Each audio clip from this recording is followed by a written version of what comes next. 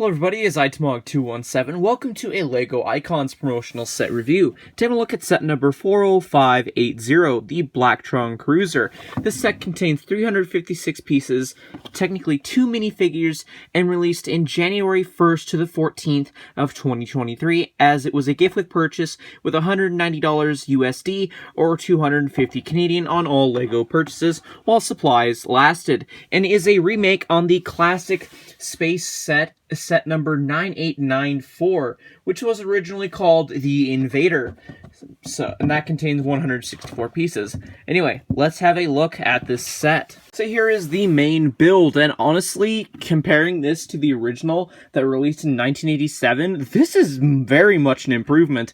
Yes, it's a little bit longer and sleeker, but that's fine, honestly. This still keeps to its roots of what it was from the 1987 set, right down to the details of where the stickers are, which I'll admit is a bit of a downside with any LEGO set, that this set does include stickers for basically all the detailing you see on this model, but for a promotional set, it's not horrible. It's not like it's a pain to apply these stickers, maybe on these panels here, which, speaking of, you do have the option of removing the set apart, kind of modular style. Like, I've heard a few people saying they want to toy with the idea of building multiple copies of this set and have it be really long of a build, which is entirely plausible, and I've yet to see that actually done, but still.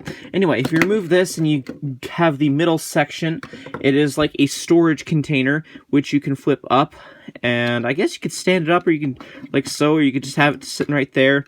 But anyway, these little panel pieces have stickers, and that's probably the most annoying sticker out of the whole set, and it's not even really that annoying if I'm being honest. Anyway, you can flip open the flap, and I've kind of modified what you can store in here, because again, the instructions don't really tell you what you can store in here. You could fit one of the little robots, which is all brick built. It's not the exact same as the one that was included in the 1987 set, but it's still close enough to get the look across. That's pretty cool, and I just kind of shoved them in there like so, as well as another thing that is included, but again, it doesn't tell you where you can put it. Oh, it fell out through the slot there. You have a little vault with a blacktron logo sticker, and inside are some black iron ingot pieces. So maybe it's a rare ore or something. I've yet to read up on all the classic space lore, but I do know that the blacktron are the enemy of the classic space people. Anyway, what else is in here? Just another sticker print on a tile that is on a 2x2, but removing that, you can see the design. It's just pretty much a simple design. I don't know what that's for. Maybe just some simple controls. Who knows? But, yeah, that could be a problem of this popping off if you're not too careful. But anyway, you do have a little hammer and a wrench attached inside here. It can be a little hard to see the details on the set because there's so much black, hence, you know, blacktron. Anyway, but yeah, no, you get a hammer and a wrench, which are attached to these clip pieces, and it's kind of a bummer that the clips just come off with the tools, but that's fine. It's nice little tools you can give to the robot or the minifigure. It's really up to you.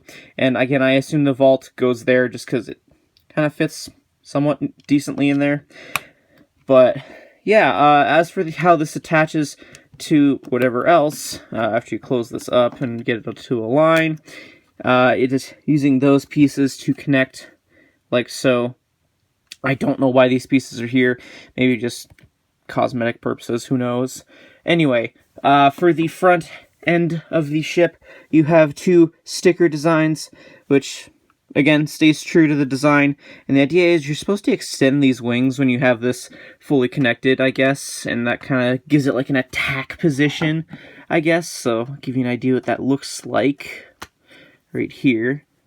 Looks kind of cool, but anyway, it does reuse the XL-15 cockpit piece, which I love that we're actually still getting some use out of that, because Angus MacLean did say when he was designing the ship for the movie in Lightyear, he wanted to have, for when there was toys in LEGO, that they would design a piece that could be used for classic space, MOCs at the very least. It's cool to see that it's being used in a classic space set. Anyway, it's kind of a tight connection there once you kind of put it in place, so you kind of have to pinch at the sides here to get the cockpit to open, and there is actually a jumper right there, and what that's meant for is you do get a little metal detector, and that's just supposed to go in like so. So it's kind of like weapons storage, essentially. It's a little difficult to get in there, but it's easier to get out, and just kind of sits in right there. Not a problem at all. Same thing goes for the minifigure. You can have him sitting pretty calmly in there, like so.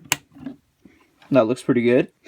But the only other details in the interior of the build is another sticker, and if you can kind of see there, it's a targeting system, and that targeting system looks like it's for the Galaxy Explorer. Now, that's a fun detail because in the Galaxy Explorer, there is on the radar, a blacktron symbol. So it's like LEGO is teasing this gift with purchase months in advance to go hand in hand with these two.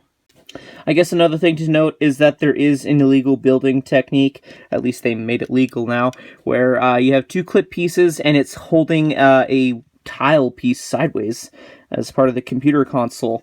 So that's interesting. But anyway, as for the back end part of it, you just have some wings, which I know a lot of people wanted this to be translucent red, but I don't think LEGO does that in translucent red anymore. So I think this is a good compromise.